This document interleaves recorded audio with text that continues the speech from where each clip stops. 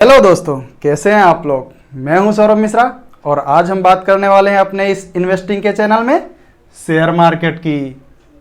लेकिन उससे पहले आप लोगों से कुछ निवेदन है कि अभी तक अगर आपने मेरे चैनल को सब्सक्राइब नहीं किया तो प्लीज़ कर लें और बेल आइकन को भी दबा लें। बहुत महत्वपूर्ण जानकारी आज आप लोगों को मैं देने वाला हूं शेयर मार्केट की, ठीक है ना। शेयर मार्केट, इक्विटी मार्केट और स्टॉक मार्केट, ये तीनों एक ही हैं। और हम लोग बचपन से सुनते आ रहे हैं कि ये तो गैम्बलिंग है, जुआ है, सट्टा बाजार है। तो कितना सच है कितना नहीं, ये भी देख लेते हैं। चलिए सबसे पहले जान लेते हैं कि शेयर बाजार बना क्यों है, इसका काम क्या है।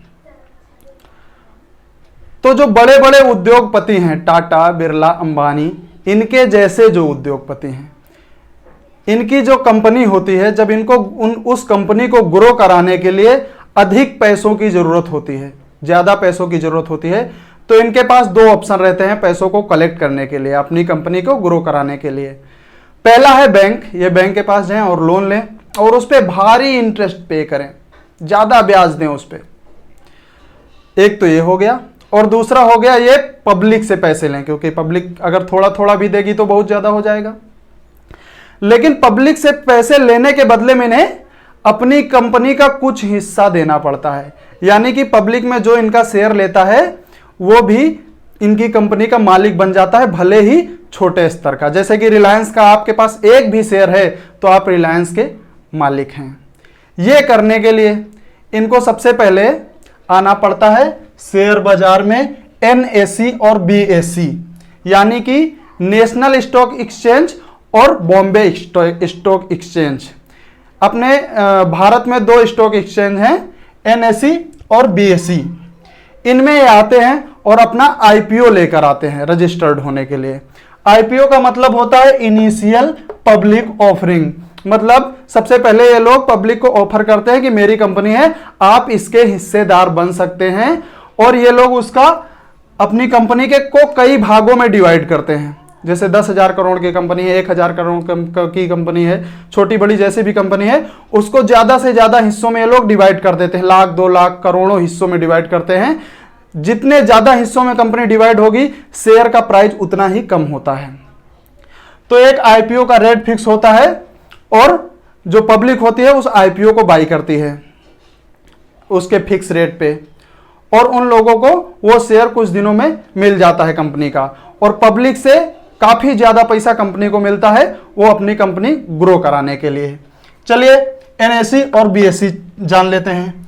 NSE और BSE ये दोनों स्टॉक एक्सचेंज हैं अपने भारत में। NSE का एक इंडेक्स है निफ्टी 50।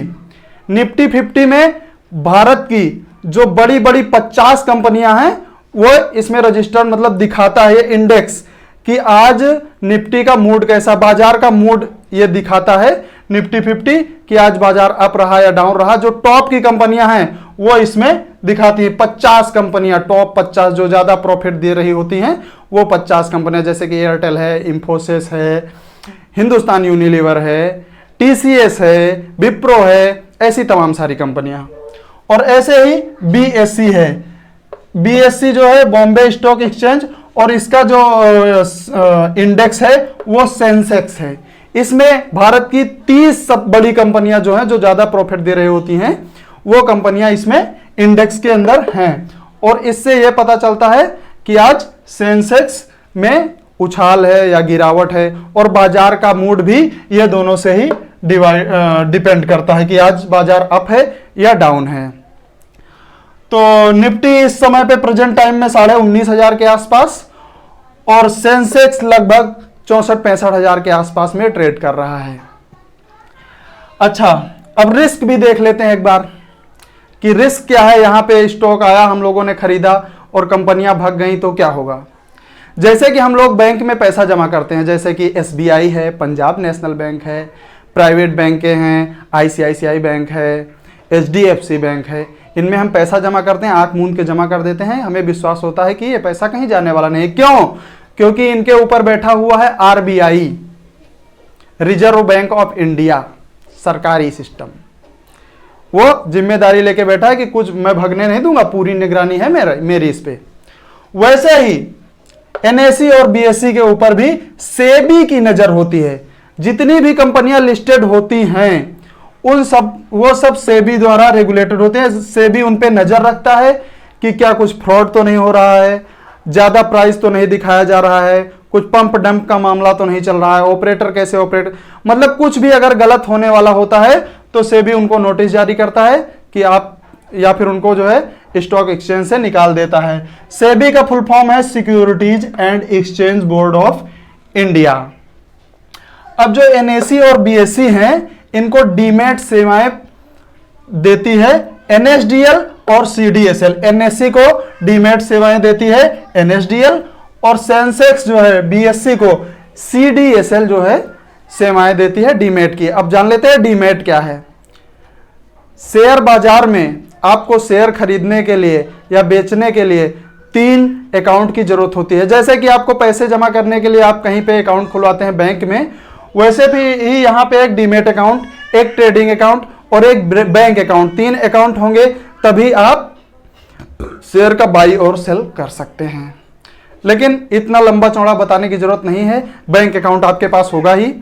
और डीमैट अकाउंट आप किसी एंजल वन में, जीरोधा में, ग्रो फ्री है उसमें, या फिर आप स्टॉक्स में कहीं पे भी ऑनलाइन अपने फोन से खोल सकते हैं। आपका पूरा काम हो जाएगा। बैंक अकाउंट लिंक कर दीजिए और सब कुछ हो जाता है उसमें, कुछ भी प्रॉब्लम नहीं आती, आसानी से आप शेयर बाई या सेल कर सकते हैं।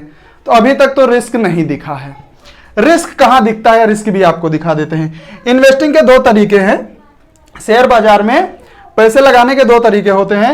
एक तो होता है इन्वेस्टिंग, यानी कि डिलीवरी करते हैं जो लोग पैसा लगाते हैं और लॉन्ग टर्म के लिए रखते हैं कि भाई देखिए हमने अपना पैसा मान लीजिए मुकेश अंबानी जी की कंपनी में लगाया, तो इतना तो विश्वास है ना कि मुकेश अंबानी जी अपनी कंपनी को नहीं डुबाएंगे, और जब अपनी कंपनी को नहीं डुबाएंगे तो हमारा पैसा डूबने वाला नहीं है। हाँ, शॉर्ट टर्म में मतलब 10 दिन, 15 दिन, महीने, 2 महीने, साल भर में आपका पैसा ऊपर नीचे हो सकता है, लेकिन जब आप 3 साल 4 साल का रेशियो देखेंगे तो पैसा या तो डबल हुआ मिलेगा आपको या बढ़ा हुआ ही मिलेगा, घटा हुआ नहीं। क्योंकि टाटा, बिरला, अंबानी, इस पे तो भरोसा है ना आपको, छोटी कंपनियों पर नहीं है। छोटी कंपनियां मान लो भाग जाएंगी, दिवाला घोषित हो जाएंगी, लेकिन रिलायंस तो नहीं भागेगी, टाटा मोटर्स तो नहीं भागेगी, ठीक है ना। तो डिलीवरी का मतलब यही होता है कि आप लॉन्ग टर्म के लिए पैसे दे रहे हैं वहां पे, मतलब आपको पैसे की जो जरूरत नहीं है, वो शेयर खरीद लिए, डीमैट अकाउंट में आपके पड़े हैं और उसमें साल 2 साल पड़े हैं। जैसे 500 का शेयर खरीदा है, 3-4 साल में लगभग वो डबल हो जाएगा, 1000 का शेयर हो जाएगा। ऐसे ज्यादा शेयर खरीदेंगे तो शेयर का प्राइस बढ़ता है, क्योंकि कंपनी ग्रो करेगी। कंपनी ने आपसे पैसा लिया, कंपनी जितनी ग्रो करेगी, 1 करोड़ की कंपनी है, कल को 2 करोड़ की हो गई तो आपने 500 लगाया है तो आपका 1000 हो जाएगा, ये निसंदेह। इसके अलावा कंपनी डिविडेंड भी देती है। डिविडेंड का मतलब होता है लाभांश। कंपनी अगर अपने जो पैसे उसको प्रॉफिट हुए रहते हैं उसको अगर अपनी कंपनी में नहीं लगाती है तो वो पैसे वो आपको लाभांश डिविडेंड के रूप में डायरेक्ट आपके बैंक अकाउंट में डाल देती है। जो शेयर प्राइस बढ़ता है वो तो अलग, डिविडेंड आपको अलग मिलेगा। ऐसी कई सारी कंपनियां हैं कि बहुत ज्यादा डिविडेंड देती हैं, जैसे कि ओएनजीसी गैस है, आपका वेदांता है और इंडियन ऑयल कॉर्पोरेशन है। ये सब आपको डिविडेंड, अच्छा खासा डिविडेंड देती हैं, लाभांश देती हैं, और शेयर का प्राइस जो बढ़ रहा है वो तो हो ही रहा है। अच्छा, दूसरा तरीका ट्रेडिंग का है, ये रिस्की है।